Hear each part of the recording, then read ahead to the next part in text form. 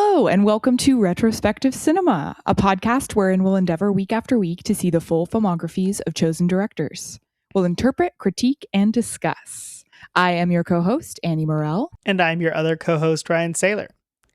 This week, we dive into Fellini's late career reconnection with previous collaborators Giulietta Messina and Marcello Mastroianni in Ginger and Fred. Here's a clip. We've got to get out of here. No, Amelia. Imagine the fantastic headlines. Something like this. After 30 years, they at last meet again and die together in a sweet embrace. That was once again from Ginger and Fred. Up front, we are a full spoiler podcast, and I'm excited to, re-talk about this with you all. Tell the audience about that in a second. But first, we do have some supplemental material this week, so we will be going through a couple of commercials, actually, that Fellini did. But yes, up front, so we actually have recorded this episode in its entirety previously. I sat down to do the edit, and the file was corrupted or erased or didn't exist or something. So we're back. Round two. Round two. So we'll do our best to... It was actually a very good discussion, unfortunately. So we'll do our best to kind of recreate that, bring up those Maybe points it'll be even better. Maybe it'll You'll be never even know. better. Mm-hmm. Only we will know. That one was for us, actually. But yeah, if this episode's a little more raw, a little less polished than usual, it comes down to the fact that we're recording during what normally is the time reserved for editing. So there you go, a little peek behind the curtain for you. Removing the artifice per Fellini. Fellini would be so proud. Yeah. Speaking of that artifice, we actually got feedback about a month ago now that I just never saw. It was on Apple Podcasts, which we're happy to be reviewed there as well, but we don't get notifications from them. I should get more in the routine of checking there. Anyway, I do want to talk about it because it's great. And I hope this user Cotton_Mather has been satisfied by the episodes that he was hyping up, because I think we actually talked about a lot of what he wanted us to look forward to. But anyway, so he left a review, 5 stars, called Getting Fellini'd. And he said, "Hey there, I'm a new listener who's been actively checking in each week since you did Nights of Cabiria. Thanks for your dedication to this ambitious project. I'm not a Fellini expert or film scholar, but I've seen all his work except for Ginger and Fred, and The Voice of the Moon, both of which I've actually just tracked down on Blu-ray, and I'm excitedly waiting to arrive. There's one aspect of his aesthetic that I'm waiting for you to start commenting on, which really kicks into gear with Juliet of the Spirits, his interest in artifice for its own sake, his delight in rendering scenes that are obviously fake. Think of the shrubs around Juliet's house, or the highway passing the Colosseum in Roma. Italian audiences would have instantly recognized that as fake. He's not trying to fool us, as we willingly agree to be fooled in the movie house. He is saying this is a movie. Yes, there is a metafictional element that you've mentioned, which in part is meant to make us unsure if what we're seeing is real or not, but I don't think it fully encapsulates it. This period of his work is in love with cinema and constantly reminding you that you're watching cinema. By the time we get to Intervista, the love letter is to Cinecittà Studios specifically. There's so much to talk about with respect to the relationship of his later perspective to the neo-realist stuff. Thinking of a La Dolce Vita as a transitional piece, while he did shoot at several key locations for that, much of what we see, including Via Veneto, was created at the studio, and it indeed passes for on location. Compare this to The Ocean in Casanova when we get to it. I won't spoil it, but it's pretty clear what material is used, and it ain't water. I don't have the master answer to what Fellini's work quote-unquote means, but part of it is exploring outrageous situations and taking delight in what a filmmaker can do for filmmaking's sake. Anyway, thanks again. You're going to inspire some rewatches for me as we progress through the 70s here. Cheers. So yeah, thank you for that comment. Elite comment. Yeah, great. Super insightful. I absolutely wish I had seen it when it came through, because that what you anticipated us getting to, we very excitedly talked about. We talked about the trash can ocean, or trash liner ocean, with Casanova, and we've been talking about the artifice a lot the last couple weeks, so hopefully you've stuck with us, even if it took a while for us to shout you out, and hopefully you've been satisfied. Feel free to check back in. I mean, I'm sure you know the methods to reach out to us, and otherwise we'll talk about that at the end. Yeah. Also, gain it out of the way. I'm sure you heard that clip was in English. Yeah. When available, we do try to support, movies as they are legally available. And the legally available version of this film in America is this pretty bad English dub. So that is unfortunately what Annie and I both tracked down this week. Imagine an Italian person who is not good at dialects doing a New York cabbie impression. That is what a lot of these dubs sound like. It's not good. Yeah, it's especially strange. Annie's right. It does sound like native Italian speakers maybe doing the English dub. Anyway, it's something. If you have the resources to, sail the high seas, maybe track down the Italian version of this. But for our purposes, we did find it in English, and that's what we both watched this week. So yeah, saying that as well. Yeah, but thankfully, even though it initially was incredibly distracting to me, the dubs of our main characters are a little bit better, and just their visual performance is gripping enough that I was able to still immerse in the story eventually. So that's good. Yeah, absolutely. Yeah. But before we talk about Ginger and Fred and the terrible dub we watched, we do have a couple of commercials I don't have a ton to say about, but a couple of commercials that Fellini did direct. So we did watch it per our concept. The first one is for Campari, which is a liqueur.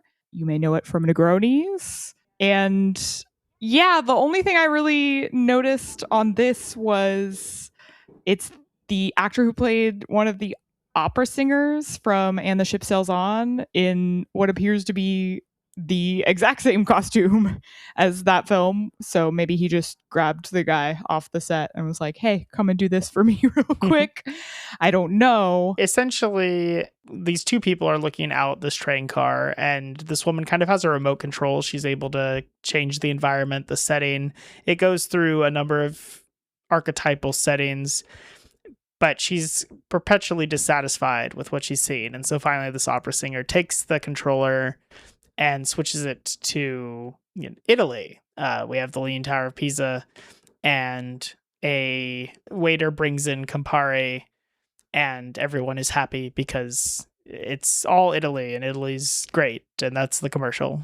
Yeah, when you drink Campari, it transports you to Italy. Is kind of the idea. So, yeah, kind of a neat concept. Nothing incredible. They're both a minute, so you're not really getting. It's a legitimate commercial. It's not like Scorsese directing that 16-minute thing for the hotel where it's its own short film. This is something that would have aired on Italian television. Yeah, and the second one is for Barilla Pasta. I do think it's cool, and a clear sign that we are making it closer to our current time. That these are two brands that are, international, but also still around today. Sure. You probably are buying Barilla Pasta if you're buying pasta at the store. Yeah, and this one, the Barilla Pasta one, is, I would say, even simpler in a lot of ways than the Campari one. It's a waiter at a restaurant giving the options of food, this long list. This was in Italian, and I did not watch it with subtitles, so I don't even really know what the dishes are. Oh, okay. But I tried to turn on the English translation subtitles, and it wasn't registering. So whatever. But eventually he gets to, what is it, like fettuccine? She wants fettuccine or something. She orders the rigatoni.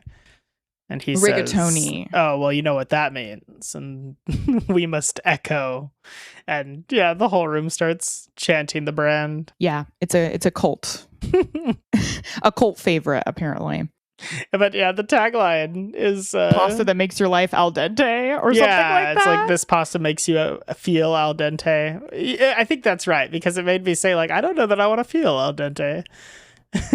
Yeah. Don't know that I want to be. I don't want to be chewy. I don't want to have a little give. Yeah.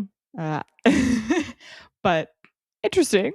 Yeah, it's especially kind of funny that this is the week that we get to Fellini doing commercials because he's so critical of commercials in this film. Like, he's critical of a lot of television. But Ginger and Fred has this ongoing thing where every time they look at the TV, which there are TVs in just about every shot, honestly, it's kind of part of the film. Some commercial is playing and it's always horribly like brain rotty. And so it's interesting that this is when he happened to make his commercials as well. I imagine he probably just needed the money. Yeah, we definitely are past his heyday as far as influence and popularity. And I think this film is about that in a lot of ways, and we'll talk about that. But I don't think, you and I debated this on our last take, I don't think he's really against television as a medium. Like, I mean, he's made TV movies, 2 of them. He made E-Clowns and Orchestra Rehearsal. But I think what he was seeing at the time, what television was being used for and becoming this kind of just mindless entertainment that people would flip on to turn their brain off, I think it makes sense that Fellini would hate something like that because of how challenging and interesting and artful his films have continually been. And it's specifically Italian television too, which is just not, very much not a reference point that I have in my life. Like the state of Italian television in the 80s, I have no idea. But yeah, at least from his viewpoint, it's very grotesque and vapid and not art, not art to him. Yeah. And it's actually interesting because he filmed, so we see a lot of Ginger watching commercials and television programs throughout, and there are various times where there's a television in the scene and it's all commercials and TV spots that he also filmed. And if you go to Criterion Channel and try to look up Ginger and Fred, it's not streaming. That's not where I watched it. But what comes up is about a 35-minute video called Fellini's TV advertisements, which I kind of thought initially, like, oh, is this going to have like the Campari one? And that, like, did he do a bunch or something? But it's all the TV ads and spots that he recorded for this. So it's quite extensive, and they clearly just use little bits that they thought were the best for whatever purpose. Yeah, emphasize the satire. Yeah. But yeah, there's like there's one where it's sort of a workout video type TV show where it's women doing exercises with their faces to stay young.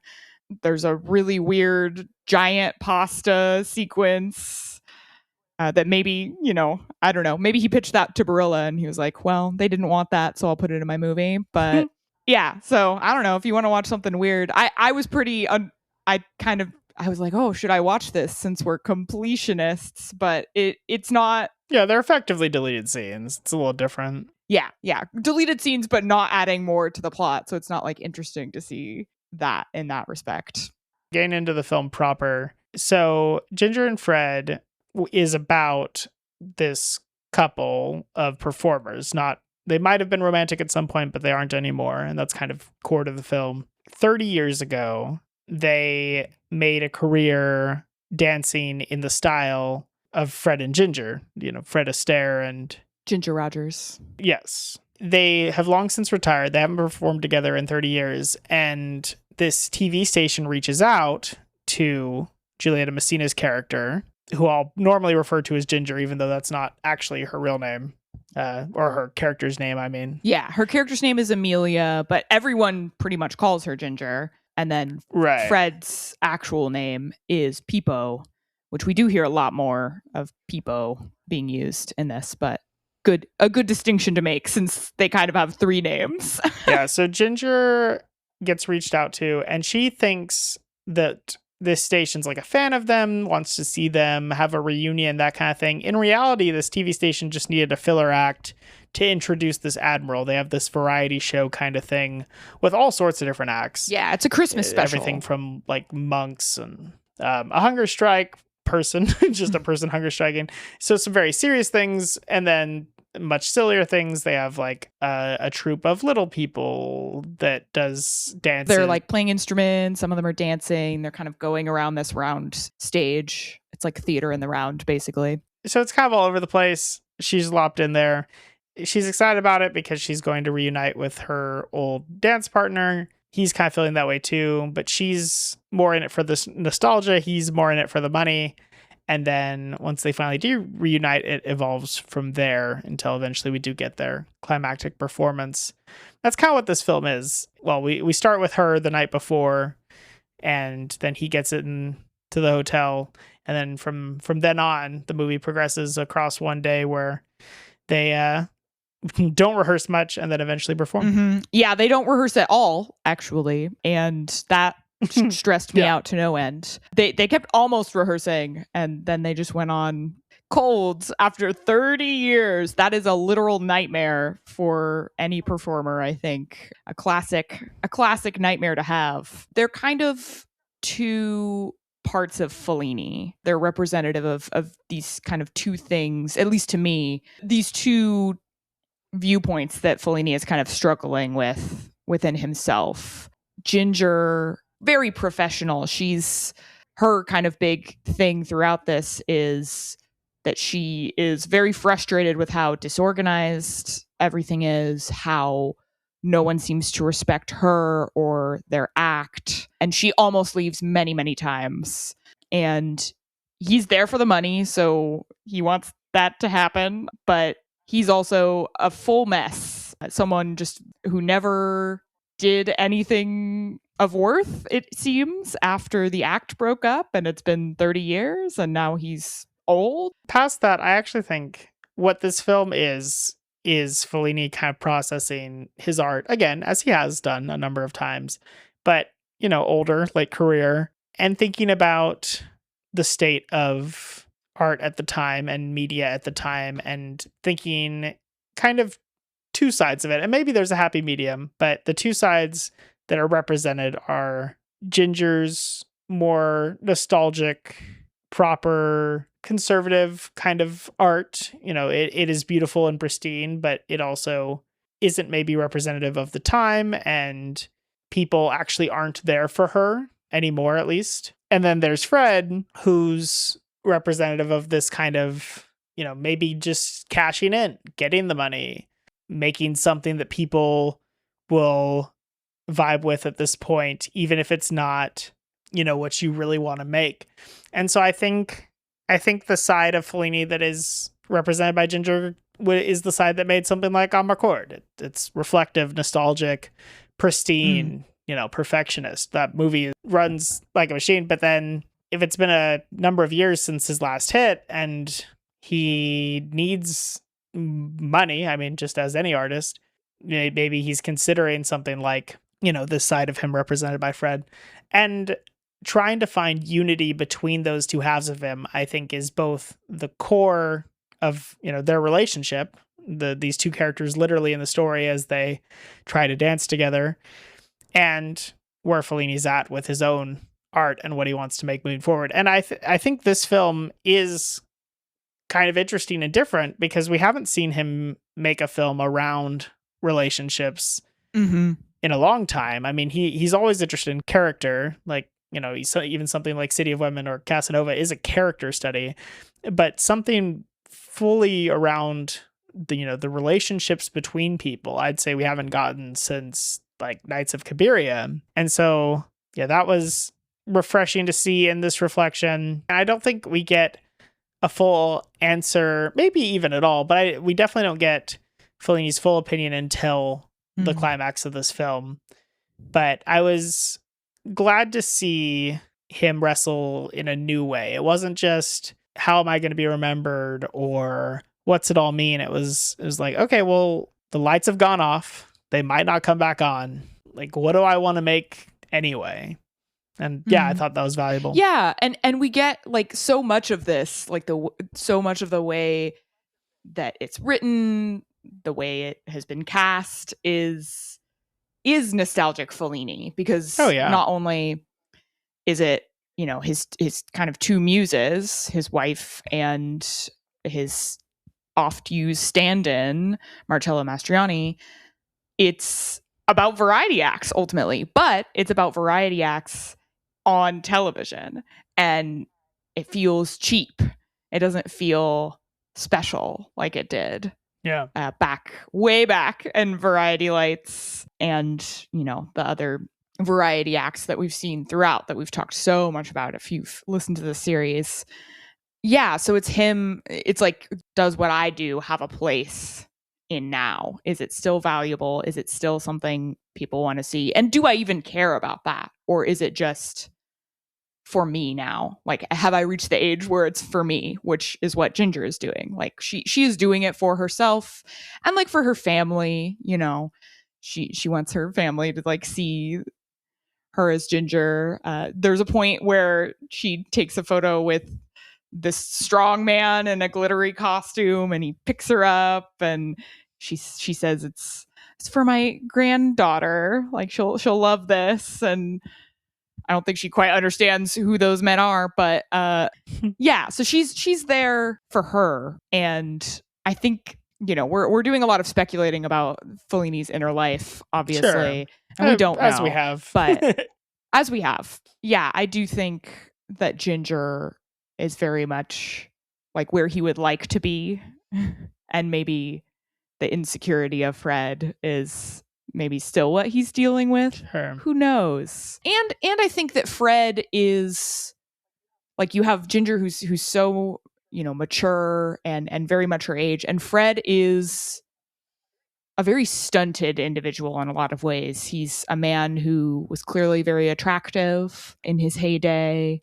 and does a lot of like flirting with random ladies and gags with random guys. And in a lot of ways, I think this to me feels like, once again, Marcello Mastroianni playing kind of the same character that he has played for Fellini, and not in a bad way, like not in a way that he can't play other things, but the same sort of character, but at the age that he is.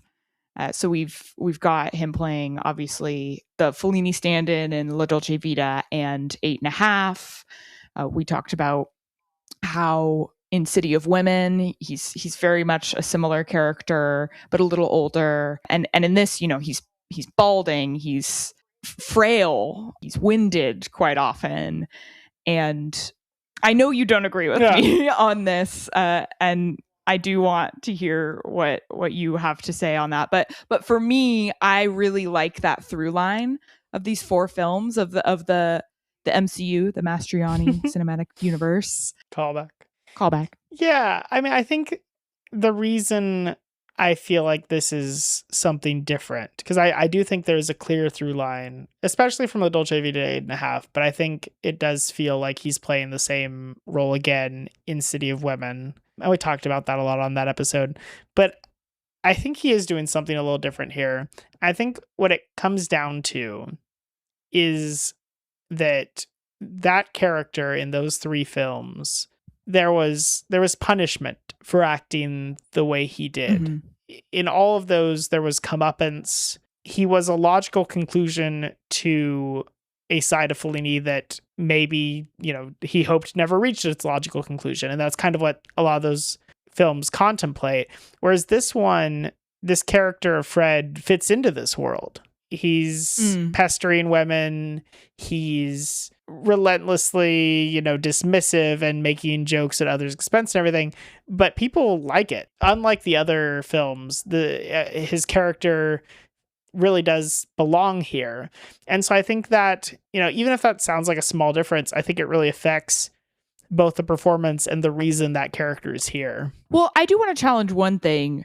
I think there is a moment, a significant scene where people are just making fun of him and he chooses to ignore it. The readers or the authors? Yes. there's a scene where they're kind of in a lunch hall or something like that. They're all waiting with some of the other performers. And yeah, he kind of starts giving his 2 cents on how this guy ended his novel. And they're like, oh, are you a writer? And then he kind of does he's like, well, I just think of funny things and funny rhymes. And he comes up with a couple of them on the spot. And it's really kind of painful and sad, and Ginger is incredibly aware that they're making fun of him, and I think he probably is too, but chooses not to care. Right. But I do agree overall, like he fits a lot more into this world.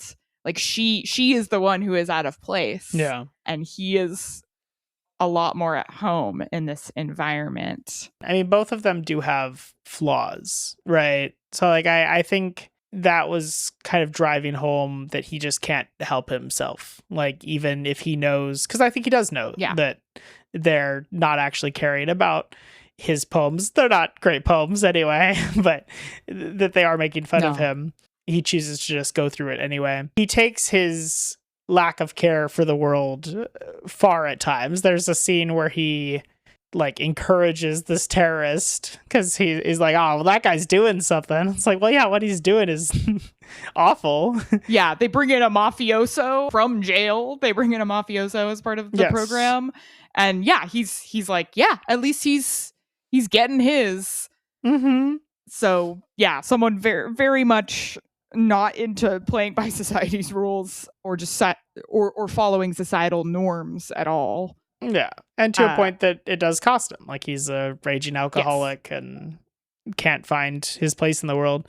And then Ginger, as much as she is kind of the voice of reason in this, is conservative to a fault as well. Like, she interacts with this trans character throughout the movie and punches down in a way that is often hard to watch. And unfortunately, actually, is kind of a problem with the film because we don't really get more depth to the character other than what Ginger sees. We've talked a lot throughout this series about how progressive overall Fellini has been, and I've been surprised over and over, like especially his treatment of gay people. Mm-hmm. We talked about that in E Vitelloni, how it's a very sympathetic portrayal in that film. There are some other examples throughout where smaller characters are either coded gay or are explicitly gay. And even if the characters interacting with those queer characters are acting negatively or, acting inappropriately in some way, it's clear that Fellini is not condoning that behavior. And I don't think it's being condoned here. Like, I do think that it is supposed to illustrate her level of conservatism and that it is a fault in her. However, we don't get another character that calls her out on that, another character that treats this trans woman as a human being. Everyone around her is just kind of treating her as an oddity. And yeah, it's not great. And it is the first time that I've really been like, oh, it's of its time here. Yeah. We can think of it in the context of the time. But I'm kind of bummed because I've been so impressed. Other than like what it illustrates about the character of Ginger, there's really no other reason for this to even be a storyline or even like a side plot as it kind of is, because she really is throughout the movie. Like, she pops up 4 or 5 times. So yeah, I was just kind of like, why we could have done this differently, and I'm sad we didn't. Yeah. But oh well, yeah. I guess. Yeah, I don't even like mind the way the other people interact with this character, but it's just that we don't ever see that what they are saying is wrong. Like, whereas, I mean, like that. Yeah, E Vitelloni is a great example. We definitely see other characters punch down at that like character that is very much gay coded. But then we see, his side of things and how like that does hurt him and how he actually is. And, we get a very complex portrayal, whereas this character, unfortunately, we don't get more than the jokes at her expense. Yeah. But, we also get the great line, Woody Allen doesn't get a bath here. So it's give and take. That's referencing, if you haven't seen the film, it's actually is one of my favorite kind of tiny moments, because one of the reasons why this duo has been added to this programming is that there are just a lot of celebrity impersonators in general that they've tapped to be a part of this variety show. And so throughout you hear Greta Garbo and Marlena Dietrich's names being thrown around and other famous names of the time and of times past at this point, much like Ginger and Fred, like obviously not top stars at this point, let alone their impersonators. But I loved the moment of the Woody Allen impersonator going up to a PA and demanding, like, he really wanted to take a bath, and the PA says to him, Woody Allen doesn't get a bath. Great. There are some good little jokes, some good bits throughout. I think it's fairly serious in tone overall, serious and then gaudy with all the television sequences. But, you know, there's the edible underwear demonstration that happens where the inventor of edible undies is there and someone asks him, you know, what's that all about? And they take a lady and show them what it's all about. It's very, very funny. I'd say the last third is very serious. And the last third's kind of like what the movie is. So that's probably what really stays with you. Yeah. But up to that point, I'd say it's primarily a satire. So, yeah, you know, whatever, serious comedy, you know. I would like to talk a little bit more about Fred and what's been going on with him in the intervening years, because we do get hints throughout. With Ginger, she's very explicit. She talks about how, you know, she had a family, she is a widow, she is a grandmother, like she had a whole life after they broke up and appears to be happy with it, like overall satisfied, maybe a little like wistful about not continuing to perform. And that's where this kind of nostalgia trip comes in. But with Fred, we don't explicitly know why they broke up, but I think I can pretty safely say that it probably has a lot to do with his alcoholism. It's an issue in this 24-hour period that they're in. He's ordering rounds of grappa in the dressing room for people and himself, and she's clearly very concerned. When they initially meet, he is clearly a few drinks in and kind of disoriented. So yeah, that's probably why they broke up. They run into an old friend of theirs from their time as a duo. And privately, he tells Ginger that Fred was institutionalized immediately after they broke up. That is a huge motivator, first of all, for why she sticks around. And I think that that's really important because otherwise, yeah, she doesn't really have the motivation to do this. She doesn't need the money. It's just for fun. Like, I would leave. But she cares for her friend and she wants to make sure that he's okay. And maybe even sees that he needs this. And she does eventually address it with him. He kind of brings it up. He's like, I'm sure you've heard. And she says, I never knew. Like, she truly had not heard about it. And it's this lovely moment where it's like they clearly care about each other a great deal. This is why I still put this in the category of being that same archetype as Mastroianni's other roles, because I think this is, again, like Fellini's fear of like, well, what would have happened if I had continued down this path? Like, what is the worst case scenario if I had continued down this path of like debauchery and messing around? And I think that's Fred. It's like this has-been who hasn't really had a life since then. They talk about he's had some odd jobs, and yeah, he's basically not had a life. He had a wife, but then we eventually learn that they have divorced somewhat recently, so he's fully alone. And I think too that I want to bring up my little fan theory, and I think there's like enough evidence that this could be true. I think that there's so much hammering in of like, we are just artistic partners from Ginger's side, coupled with, you know, his reluctance to tell her about his divorce, and then these kind of different intimate moments that we have between them, that I think there's a chance that he is in love with her, or, you know, is at least interested in her, understands that that's just not going to be possible. And that she may even be more put off by like the intimacy that they share if she knows that he's divorced and she's widowed. You know, she's available, technically. Yeah. I like the idea of that just as an extra layer for his character, but it's not explicit. if it is even true. You convinced me of it on our last recording, but now I can just claim that Yes! This was my thought the entire time. The whole time. I believe it.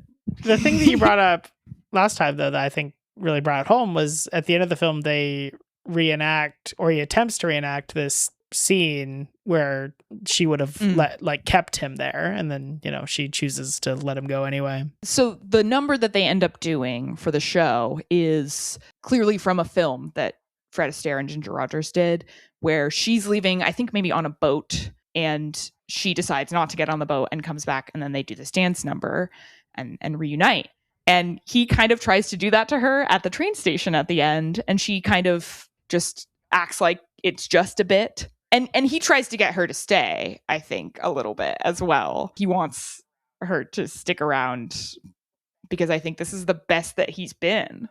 Yeah. Since they broke up initially as an artistic partnership. So yeah, thank you for remembering that. Appreciate it. Yeah. All right, well, let's dive into the big dance, because it is so much of the film. It's like 20-25 minutes, because I mean they don't just do this dance. Like, the lights go out at one point and he falls down at one point, and there's surrounding events as well. I love the liminal moment of, you know, they're about to start this dance number, the lights go out, and yeah, they have this intimate moment. It's an incredible scene.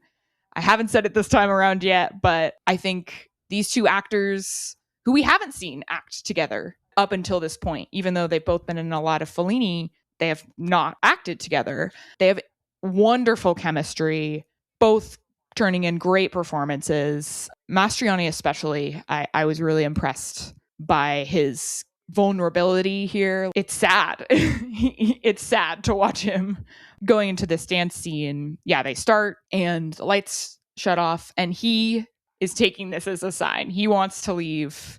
He's trying to get her to just sneak out with him. Or he even says at one point, I feel like I could just die here with you, like in an embrace with you in this moment, which is just, I think, even further proof that this is the best that he's been since they broke up, that he doesn't want to go back to whatever he was doing before. He just wants to end it there. The key thing within my reading of the film, that it is kind of Fellini debating whether he wants to be this, you know, more serious artist or fit in with the times, you know, or somewhere in the middle, occurs when the lights go off. I think when Fred says, like, oh, the lights have gone off, let's get out of here, I kind of think that's Fellini at his most vulnerable. And it actually made me very sad metatextually. Like, it felt like Fellini acknowledging, like, the audience is kind of gone. Yeah, the lights have gone off. Let's get out of here. And no one's watching. Right. And Ginger's character says, like, oh, let's wait for them to come back on, which I think makes sense with that side of Fellini. But then Fred says, they're not coming back on. And yeah, I was like, oh, no. And I can't imagine. I mean, it's not like people didn't know who Fellini was at this point or anything like that. But it would be very hard to go from Palme d'Or winning, cinema defining work to stuff that is getting hard to even find distribution for. Yeah. And yeah, I like that he wrestles with that here. And I like that the film doesn't stay with that. The lights do come back on. They do finish their performance. It's rough. Yeah, he immediately falls. Yeah, and we'll talk about all that right now, but they are able to still make something beautiful despite all of the challenges of these two halves and reconciling them and interacting within the times. And so I think that is good, and that is Fellini saying, like, okay, it's not what it used to be, but maybe I can still make stuff. That's where Ginger comes into it too, because again, she's doing it for the love of the game. Mm-hmm. She is doing it for herself. And as long as they do it and they try hard and they make something beautiful, it's okay. Like, she is satisfied by that. Yeah. And yeah, I do think that's because they do the dance. I think that's ultimately the path he is choosing. It's like, even if less people are watching, even if this isn't me at the height of my powers anymore, it's still worth it. I can still get something from it, and there are people out there that can still get something from it. So yeah, I do think there's a huge metatextual conversation happening during this beautiful quiet scene. Yeah. Once they do start dancing, Fred immediately says, I don't remember the steps. And she's got him. Ever the professional, she's like, I'm going to lead you through it. Here are the first few moves. Watch me. She's given him direction through smiling teeth, through it all. And they run into a little bit of trouble when he goes into his tap dancing solo. He does fall. And the thing that I think she was most afraid of, or the thing that she didn't want to happen, certainly, that they would be looked at with pity. Right. Kind of happens for a moment. The music stops. The announcer goes over and says, "Are you okay? Are you okay to keep going?" And to his credit, even though he just wanted to leave, at this point, the lights are on and Fred says, yes, let's keep going. And they get back to it, pick up right where they left off. And the rest of it goes pretty well. Like, he's definitely tired. She's in great shape. She's doing great. But yeah, there's a moment earlier on before the show starts where some producer is asking her, like, hey, what's your age? We want to say what your ages are before, so that people, essentially so that you can get pity claps. Right. They'll be so impressed, like, wow, you're that old and you're doing this dance. And she's like, no, I'm not going to tell you. And they never end up revealing her age, even though they kind of even do a bit prior to the performance where the announcer says, like, I'm going to tell you how old they are and you'll be so impressed after this. And they never end up doing it. So they do the dance. It goes pretty much as well as it could go, I'd say. And they get pushed off stage almost. And she immediately drops down on these stairs and starts crying.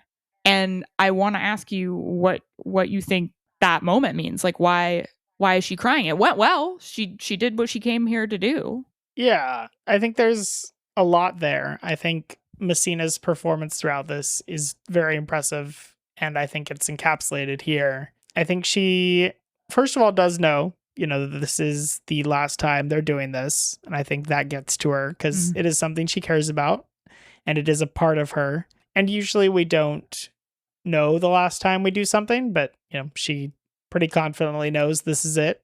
And so I think she's feeling that. I think she also knows that this is her last chance to really care for this person that she hoped was doing well these last 30 years and now has seen that he's not. I think she knows that once they get off the stage, he's probably going to go back to exactly all of his same problems. The meandering and the alcoholism and all of that. And I think she's just also a little overwhelmed. I think, like you said, it didn't quite go, the way she wanted, and the things that she feared would happen did happen. And then I think on the other side of that, I think there is an element of just big emotion. Like, she did do something that she's proud of, despite all of the setbacks and all of the people not really caring every step of the way. Yeah. She got out there and she did it again. And so, yeah, I think she's overwhelmed in a number of ways. And they're like, get off these steps, ma'am. And she's like, just crying, which is fair. Yeah. Yeah, it's the one time where, like, they're trying to run an efficient performance that she's like, no, I'm going to take my time and be where I am. Yeah. Whereas this whole time, yeah, she's been battling against everyone else not being professional. I think she deserves it. I think she deserves that moment, for the record. But yeah, I like that answer. I agree with you. One thing that we skipped over that is another wonderful kind of quiet moment between the two of them is when they do, it's the closest they ever get to rehearsing. Because this whole film pretty much is just this, it's a cacophony of sound. It's overwhelming, colorful imagery. There are people rushing around this big, loud movie set, or TV set, rather. And then their friend finds them a room that they can rehearse in quiet. And it is such a lovely contrast to the rest of the film, because it's this kind of all white, it's white-walled room. It's very quiet. And it's this moment of respite for the two of them. And they have this lovely moment where they're going to get into their costumes. Peepo, Fred, says, I I'm feeling shy and I want to go change away from you. And that isn't that funny because like we used to sleep in the same bed when we were on the road and change in front of each other all the time. But like now in my old age, I'm feeling shy and I don't want to change in front of you, which I think, side note, is another little moment that supports my fan theory because maybe he's shy to be almost naked in front of her. Yeah, this kind of quiet moment that shows that these two people were very close, but they also don't really know each other anymore and are kind of strangers that who wouldn't want to, change in front of each other. And then I also think there's the obvious commentary on just when you get old, how you view yourself changes. And we've kind of referenced it and danced around it, but I think that's another related but separate element that Fellini is dealing with. Just the general idea of aging, that he is old and different at this point. Yeah. And I think this scene covers that beautifully. Yeah, there's an out of placeness to the film. Whereas, like in Roma, he knew he wasn't part of like the hippie era or whatever, but he's like, look at this and look how it's the same and look how we can all be together.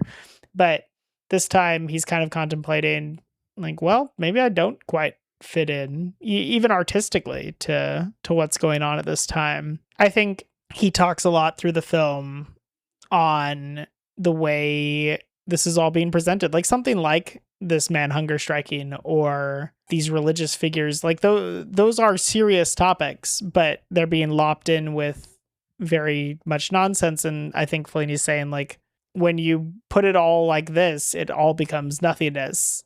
And yeah, he feels like, that's just not something he wants to be a part of. Yeah, when you put a man with edible underwear on the same level as a man who is hunger striking for animal rights. Right. Yeah. What does that say?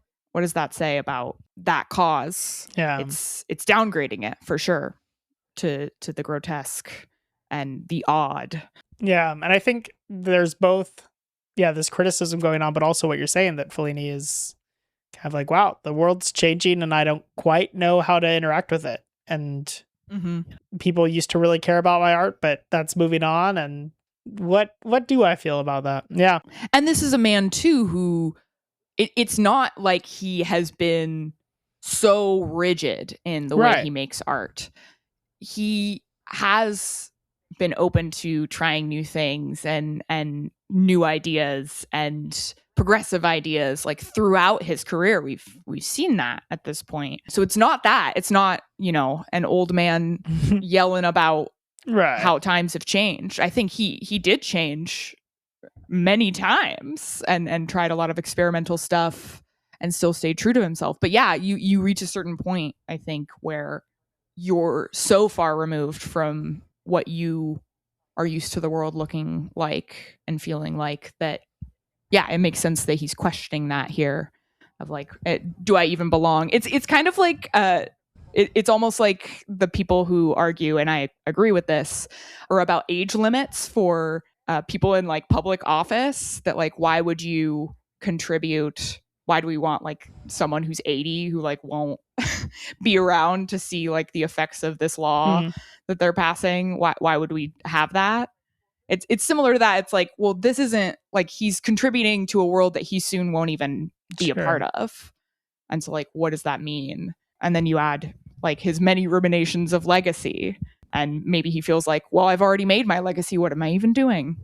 Which we've already kind of talked about. But a lot going on here internally, I think, for him. Yeah, definitely. As there usually is. Yeah. Yeah, so after this dance, they go out to a train station to say their goodbyes.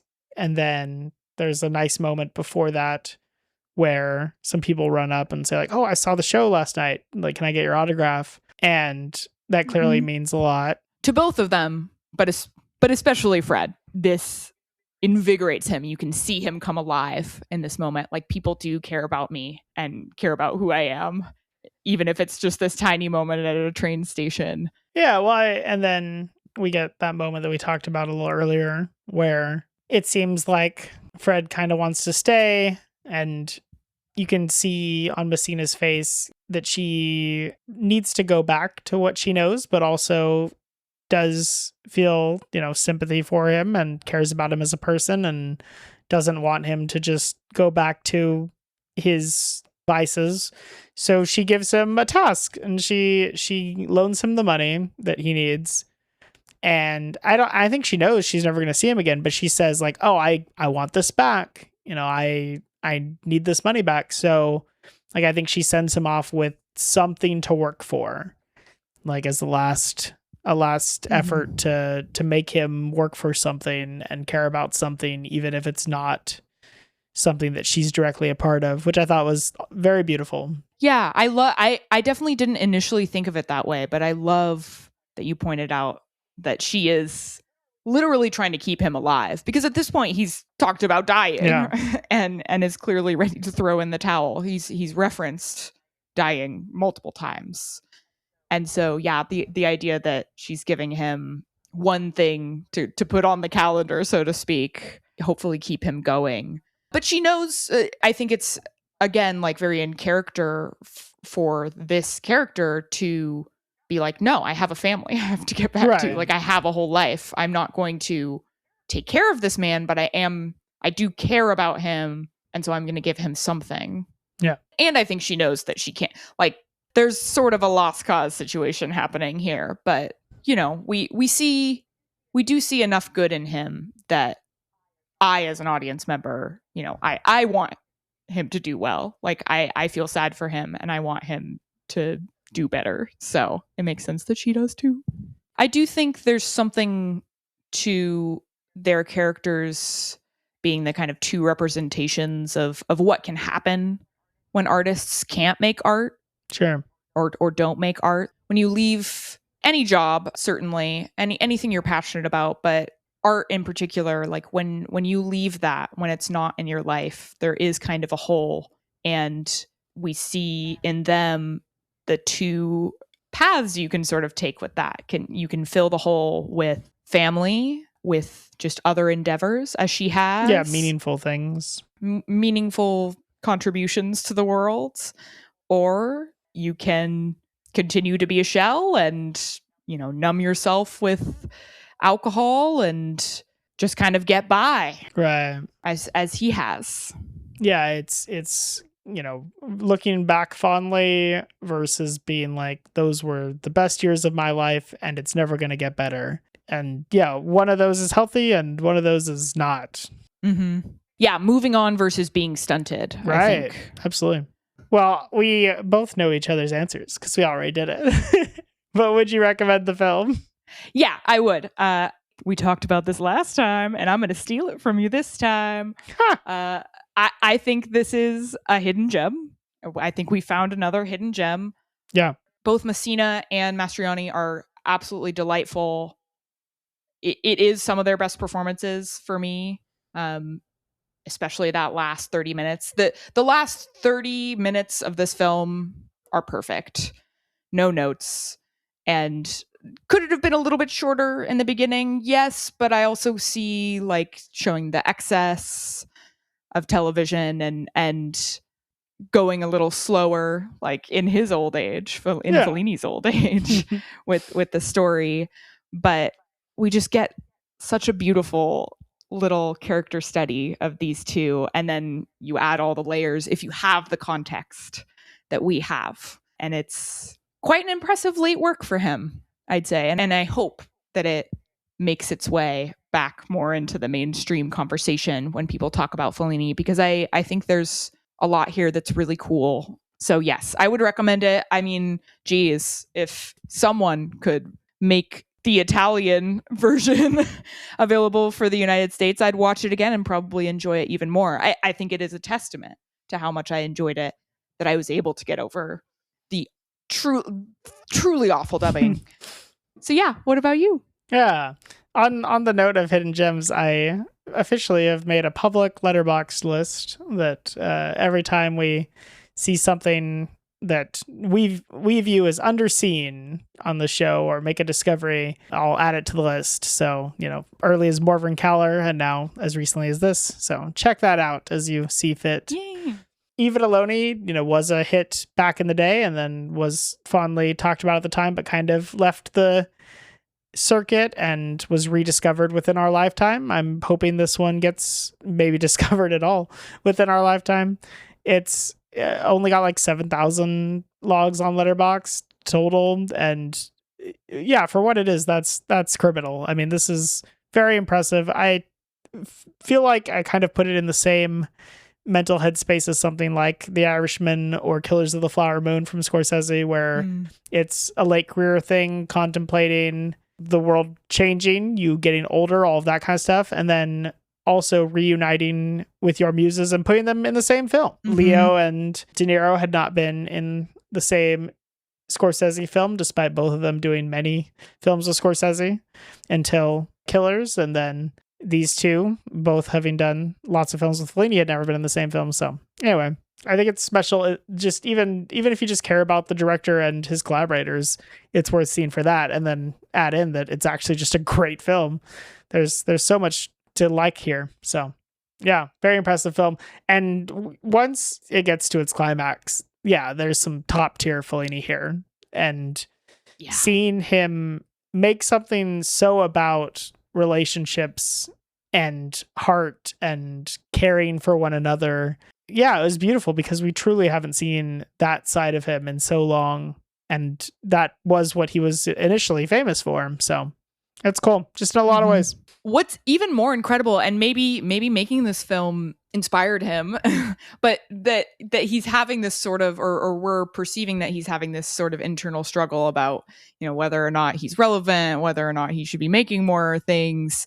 And then he goes and makes 2 more movies after this, 2 more films. So yeah, I'm especially interested to see where he goes next. I know we're in for a bit of a nostalgia trip in our next film, but yeah, I'm still enjoying it. I think there was a little bit of a fear that, once we get past the big ones, like I've seen several times, so funny, in this later stretch, I've seen several times in various people's reviews, like, this is the last, like, widely considered great Fellini film. And I continue to disagree. I'm like, this guy's got another in him. Ginger and Fred. Come on now. Yeah. Well, on the note of, if you're like, where can I track down that Letterboxd list? Here's all the things. If you agree or disagree with anything we've said here, you can write to us, retrospectivecinemapodcast@gmail.com. Hopefully that user from Apple Podcasts writes to us and says that he's still around. I'd love to hear what you've thought of these episodes now that we got through what you were excited about. And I'd like to know your opinion on this one, because this was your first watch, and how awesome is that? You can also find us on TikTok and Instagram at retro_sin, CIN. You can find us on Letterboxd. I'm at Ryan Loves Film. And I'm at Annie Morell. Someone interact with my Letterboxd, so I feel bad enough to finally update it. It's absurd. It's getting to be absurd. But as I referenced, next week we are heading into Intervista, which is something I'm less excited about because I'm kind of tired of him being like, here's my life and the art I've made, which he's done several times, but but it makes more sense at this point, at least. it sure does. That is such a good point. So yeah, maybe I'll love it. Who knows? And this one is more widely favorable than quite a few of the last ones, like favorably reviewed. So I have hope. I'm open. But in the meantime, whether you're watching Ginger and Fred, gritting your teeth through the terrible dubbing, because it is worth it. It is still worth it. Or heading into Intervista with us, or seeing, we've got even more horror coming out. I haven't seen a ton of talk about it, but there's a queer horror film called Leviticus coming out. Disclosure Day, Spielberg's latest film, is out now. Ryan has a video up on it. I'm not watching the video until I watch Disclosure Day. Whether you're watching any of that or whatever you like to watch, happy watching. Yeah. And also, if you want to give us 5 stars while you're doing that, we'd appreciate it. That would make us happy watching. Yeah. That would make me happy watching you hit 5 stars on our show on your favorite podcast platform. Incredible. Got him. Yeah. Nailed it.